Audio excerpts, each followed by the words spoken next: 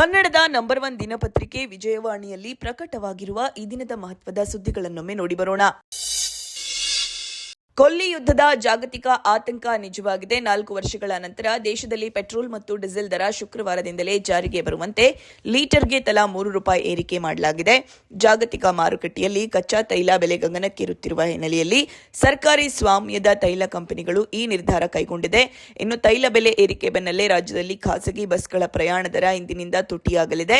Petrol diesel ಬೆಲೆ ಏರಿಕೆ effect ಷೇರು ಮಾರುಕಟ್ಟೆಗೂ ತಟ್ಟಿದೆ. ಈ ಕುರಿತ ಸ್ಟೋರಿಗೆ ಇಂದಿನ ಮುಖಪುಟ ಓದಿ.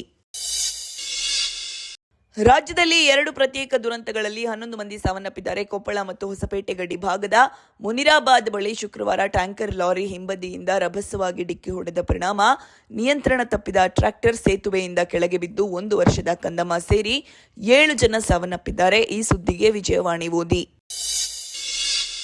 ಮೇ 26ಕ್ಕೆ ಮುಂಗಾರು ಕೇರಳ ಪ್ರವೇಶಿಸಬಹುದೆಂದು ಭಾರತೀಯ ಹವಾಮಾನ ಇಲಾಖೆ ತಿಳಿಸಿದೆ. ಮುಂಗಾರು ಮಾರುತ ಪ್ರಬಲವಾಗಿದ್ದರೆ ಅದೇ ದಿನ ಕರ್ನಾಟಕದ ಕರಾವಳಿ ಭಾಗಕ್ಕೆ ಆಗಮಿಸಲಿದೆ.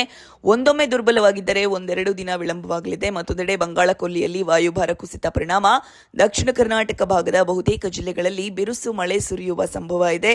ಈ ಸುದ್ದಿಗೆ ಮುಖಪುಟ ನೋಡಿ. ಕೊಲ್ಲಿ ಯುದ್ಧದ ಕಾರ್ಮೋಡ ಹಾಗೂ ಜಾಗತಿಕ ಇಂಧನ ಬಿಕ್ಕಟ್ಟಿನ ನಡುವೆ ಭಾರತವು ಸಂಯುಕ್ತ ಅರಬ್ ಸಂಸ್ಥಾನದ ಜೊತೆಗೆ ಲಿಕ್ವಿಫೈಡ್ ಪೆಟ್ರೋಲಿಯಂ ಗ್ಯಾಸ್ ಪೂರೈಕೆ ಮತ್ತು ಕಾರ್ಯತಂತ್ರದ ತೈಲ ಸಂಗ್ರಹಣೆ ಕುರಿತು ಮಹತ್ವದ ಒಪ್ಪಂದಗಳಿಗೆ ಸಹಿ ಹಾಕಿದೆ. ಈ ಸುದ್ದಿಗೆ ಇಂದಿನ ಸಂಚಿಕೆ ಓದಿ. ಪ್ರಶ್ನೆ ಪತ್ರಿಕೆ ಸೋರಿಕೆ ಹಗರಣ ಬೆಳಕಿಗೆ ಬಂದ ಬಳಿಕ ರದ್ದಾಗಿದ್ದ ನೀಟ್ ಯುಜಿ ಮರುಪರೀಕ್ಷೆಯನ್ನ ಜೂನ್ 21ರಂದು ನಡೆಸಲು ಕೇಂದ್ರ ಸರ್ಕಾರ ನಿರ್ಧರಿಸಿದೆ. ಈ ಸುದ್ದಿಗೆ ವಿಜಯವಾಣಿ ಓದಿ.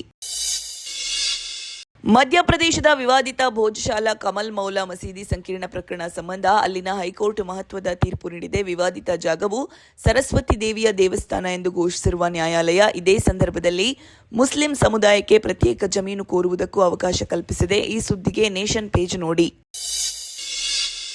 ರೇಣುಕಾಸ್ವಾಮಿ ಹತ್ಯೆ ಪ್ರಕರಣದಲ್ಲಿ ಜೈಲು ವಾಸ ಅನುಭವಿಸುತ್ತಿರುವ ನಟ ದರ್ಶನ್ಗೆ ಮಧ್ಯಂತರ ಜಾಮೀನು ನೀಡಲು ನಿರಾಕರಿಸಿರುವ ಸುಪ್ರೀಂ ಕೋರ್ಟ್ 1 ವರ್ಷದೊಳಗೆ ನ್ಯಾಯಾಲಯ ವಿಚಾರಣೆ ಪೂರ್ಣಗೊಳಿಸಿ ಪ್ರಕರಣವನ್ನು ತೀರ್ಮಾನಿಸಬೇಕೆಂದು ಆದೇಶಿಸಿದೆ. ಕ್ಷುಲ್ಲಕ ಕಾರಣಗಳಿಗೆ ವಿಚಾರಣೆ ಮುಂದೂಡಬಾರದು. ವಿಚಾರಣೆಯಲ್ಲಿ ಗಣನೀಯ ಪ್ರಗತಿ ಕಾಣದಿದ್ದಲ್ಲಿ 1 ವರ್ಷದ ಬಳಿಕ ದರ್ಶನ್ ಜಾಮೀನಿಗಾಗಿ ಅರ್ಜಿ ಸಲ್ಲಿಸಬಹುದು. ಈ ಸುದ್ದಿಗೆ ಸಮಸ್ತ ಕರ್ನಾಟಕ ಪುಟ ನೋಡಿ. ಟೀಂ ಇಂಡಿಯಾ ಮತ್ತು ಆರ್ಸಿಬಿ ತಂಡದ ಸ್ಟಾರ್ ಬ್ಯಾಟರ್ ವಿರಾಟ್ ಕೊಹ್ಲಿ ಮುಂದಿನ ವರ್ಷದ ಏಕದಿನ ವಿಶ್ವಕಪ್ನಲ್ಲಿ ಆಡಲು ಸಿದ್ಧವಾಗಿರುವುದಾಗಿ ತಿಳಿಸಿದ್ದಾರೆ. ಈ ಸುದ್ದಿಗೆ ಕ್ರೀಡಾಪುಟ ನೋಡಿ. ಏಪ್ರಿಲ್ ತಿಂಗಳಿನಲ್ಲಿ ಭಾರತದ ಬಂಗಾರದ ಆಮದು ಶೇಕಡಾ 81.69% ಏರಿಕೆಯಾಗಿದ್ದು ಒಟ್ಟು $5.62 ಶತಕೋಟಿ ತಲುಪಿದೆ. ಈ ಸುದ್ದಿಗೆ ಮನಿ ಮಾತು ನೋಡಿ. ಸ್ಯಾಂಡಲ್ವುಡ್ನಂತೆಯೇ ಪರಭಾಷೆಗಳಲ್ಲೂ ನಟ ಶಿವರಾಜ್ ಕುಮಾರ್ಗೆ ಬೇಡಿಕೆ ಹೆಚ್ಚುತ್ತಾ ಇದೆ. ಈಗಾಗಲೇ ತಮಿಳಿನ ಜೈಲರ್ ಕ್ಯಾಪ್ಟನ್ ಮಿಲ್ಲರ್ ಮೂಲಕ ಅದನ್ನು ಸಾಬೀತುಪಡಿಸಿದ್ದಾರೆ.